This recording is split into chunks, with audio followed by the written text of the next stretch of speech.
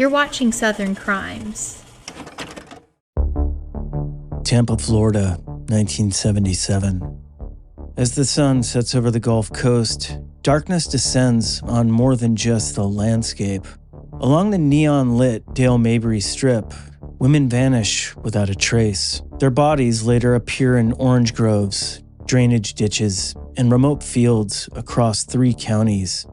Between 1971 and 1978, at least 16 people, 14 women and 2 men, would disappear from the Tampa Bay area, their lives violently cut short. The victims share disturbing similarities. Many worked in bars or strip clubs along the infamous Dale Mabry Highway, a mile-long stretch of adult entertainment venues that locals called the Strip. Law enforcement dubbed the perpetrator the Gulf Killer, but the truth was far more complex. Was this the work of a single predator hunting vulnerable women, a war among rival pimps, or something even more sinister, a network of killers operating in plain sight? This is the true story of Florida's forgotten Gulf murders, a case that terrorized communities, exposed law enforcement failures, and left families searching for answers that may never come. This is Southern Crimes.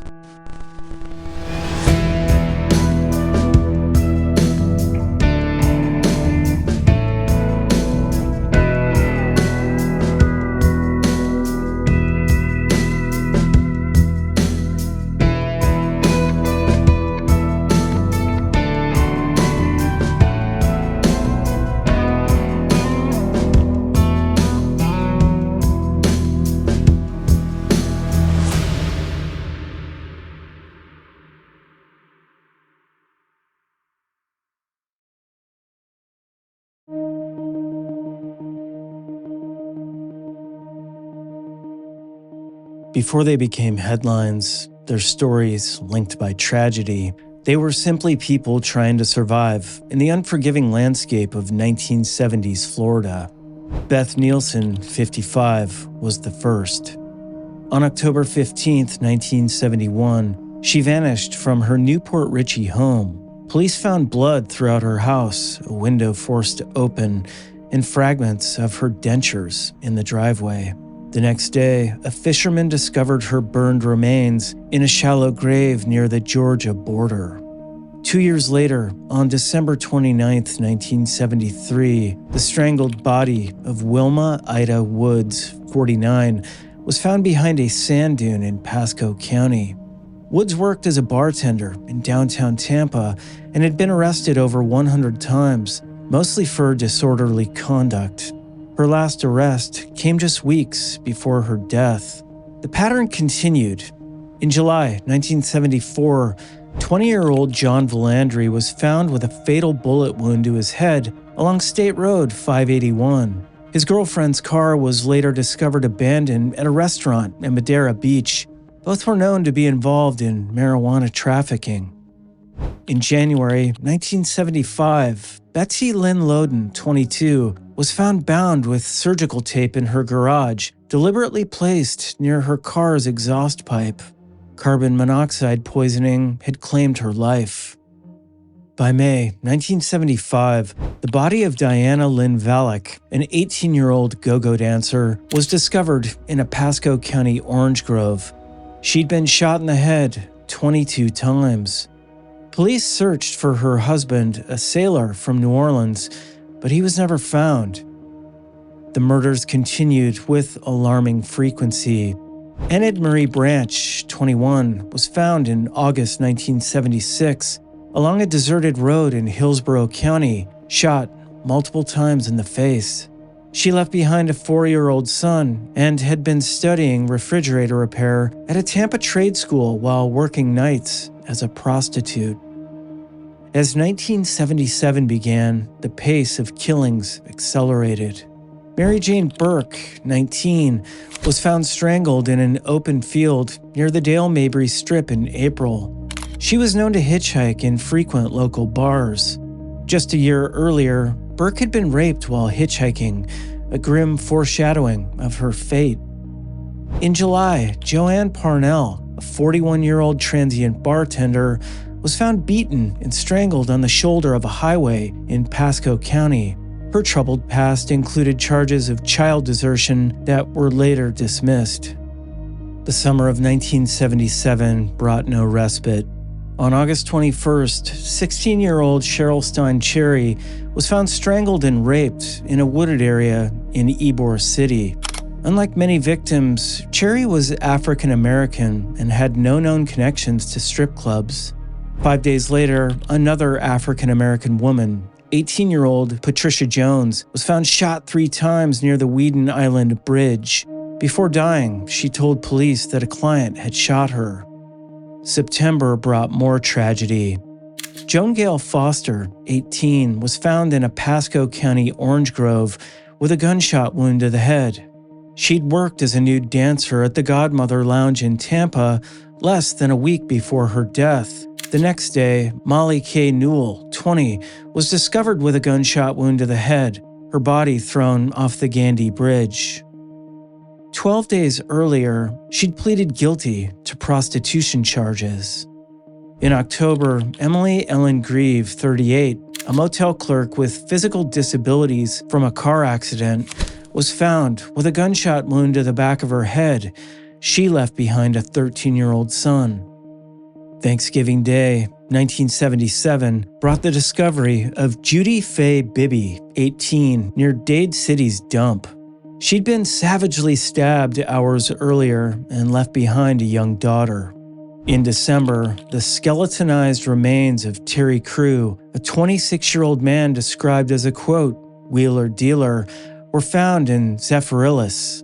He'd been shot in the back of the head while seated in his van, 11 days after collecting winnings from a bet at the Tampa dog track.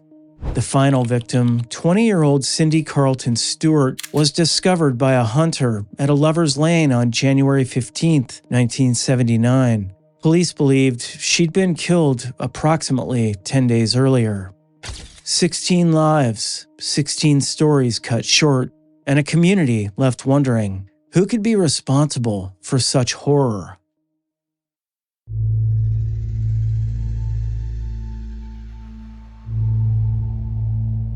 As bodies continued to appear across 3 counties, fear gripped the Gulf Coast.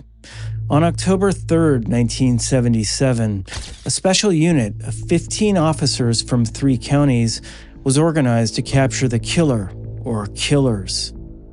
From interviews with local sex workers, strippers, and barmaids, investigators determined that most of the victims were single women who worked on or frequented the Dale Mabry Strip.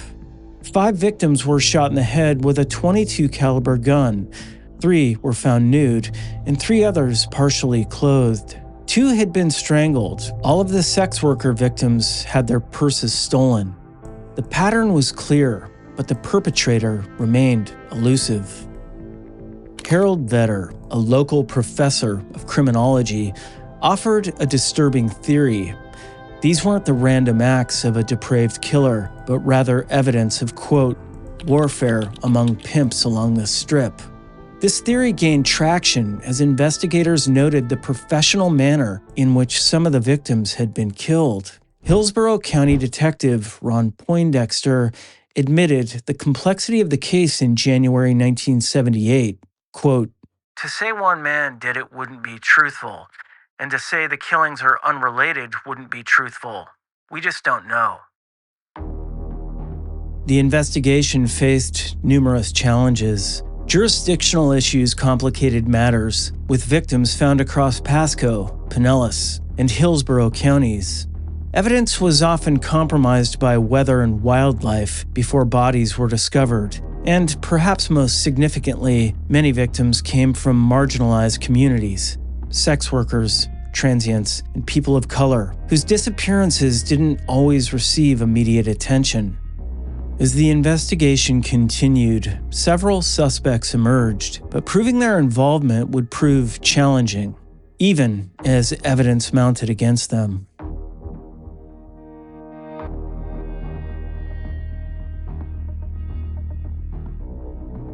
In January 1979, Jean Arthur Wirtjes, 44, was sentenced to 25 years in prison for the murder of Joanne Parnell. Wirtjes was already serving time for stealing a truck when authorities connected him to Parnell's death. He'd killed her to prevent her from testifying in an aggravated battery case involving a stabbing at a local bar. In April 1980, 23-year-old Robert M. Hardigree was arrested for the murder of Cindy Carlton Stewart. Investigators determined that Hardigree, Stewart, and a man named Eddie Ray Harvard had been drinking heavily on December 31st, 1978, before Hardigree murdered Stewart after driving her to a swamp.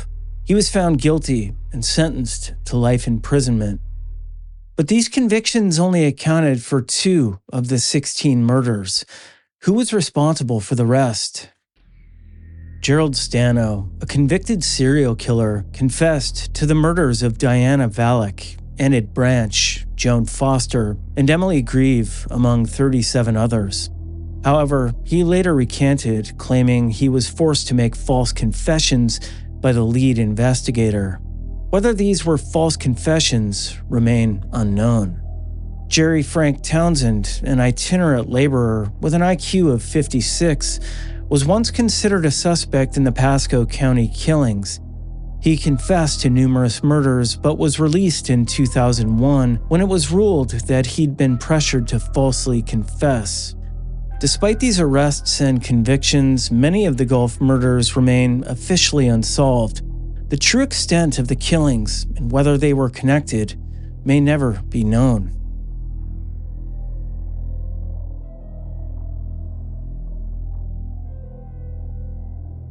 To understand the Gulf murders, one must understand the environment where many victims were last seen, the Dale Mabry Strip.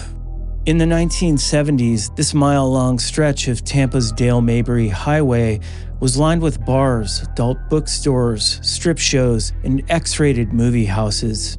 It was a place where sex work flourished openly, where drugs changed hands in parking lots, and where vulnerable women often found themselves at the mercy of pimps, clients, and predators. The strip operated under its own unwritten rules. Pimps controlled territories, and crossing these invisible boundaries could have deadly consequences. Women who worked independently faced threats from those who saw them as competition or as potential employees. Newspaper headlines pointed to the theory that some of the murders may have been related to territorial disputes or punishment for women who refused to work for certain individuals. The 2001 Lounge, one of the Strip's most notorious establishments, featured prominently in several victims' stories. Multiple women who disappeared had worked there or been seen there shortly before vanishing. Law enforcement's approach to the Strip was complicated. While police regularly arrested sex workers, the underlying criminal networks often operated with relative impunity. This created an environment where predators could target vulnerable women with minimal risk of consequences. For the women who worked the Strip, danger was a constant companion. Many carried weapons for protection, others worked in pairs or groups, but these precautions weren't always enough to keep them safe from those who saw them as disposable.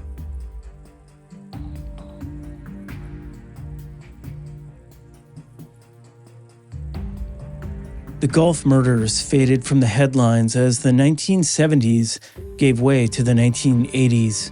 New crimes captured public attention, and the unsolved cases gradually receded into the background of Tampa Bay's collective memory. For the families of the victims, however, there was no moving on. Parents, siblings, and children continued to seek answers, even as hope for resolution dimmed with each passing year. The cases exposed troubling realities about how society valued or failed to value certain lives. Many victims were dismissed as, quote, high risk, individuals whose lifestyles somehow made their murders less shocking or worthy of investigation. This attitude hampered the investigation and denied victims the justice they deserved. In the decades since, advances in forensic technology have offered new hope for solving these cold cases. DNA evidence, which wasn't available during the original investigations, has the potential to identify perpetrators who have evaded justice for decades. The Gulf murders also changed how law enforcement approached serial killings. The formation of the Multi-Jurisdictional Task Force in 1977 was innovative for its time and became a model for future investigations spanning multiple counties or states. Today, the Dale Mabry Strip bears little resemblance to its 1970s incarnation. Development has transformed the area, erasing most physical traces of its notorious past. But the echoes of what happened there and the questions that remain unanswered continue to haunt those who remember.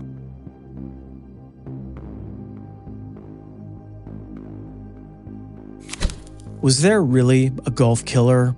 Or were these murders the work of multiple perpetrators? The evidence suggests the latter. The variations in murder methods, the geographic spread of the crimes, and the convictions of individuals like Wertjes and Hardegree point to multiple killers rather than a single predator. How many victims were there really? While 16 deaths are officially connected to the Gulf murders, some investigators believe the true number may be higher. Women who disappeared without a trace, whose bodies were never found, or whose deaths were misclassified as accidents or suicides may also be part of this dark chapter. What would have happened if the victims had been from different backgrounds? This question haunts many who study this case. Would a more aggressive investigation have been mounted if the victims had been wealthy or prominent? Would the killer or killers have been caught sooner if society had valued these lives more highly? As the sun sets over the Gulf Coast today, these questions linger like the fog that rolls in from the water. For the families of the victims, for the communities that lived in fear, and for those who seek justice, the Gulf murders remain an open wound, a reminder that some secrets refuse to stay buried, no matter how much time passes. The truth is out there, waiting to be uncovered, and until it is, the victims of Florida's forgotten Gulf murders deserve to be remembered, not just for how they died, but for how they lived, as people with dreams, hopes, and lives that mattered.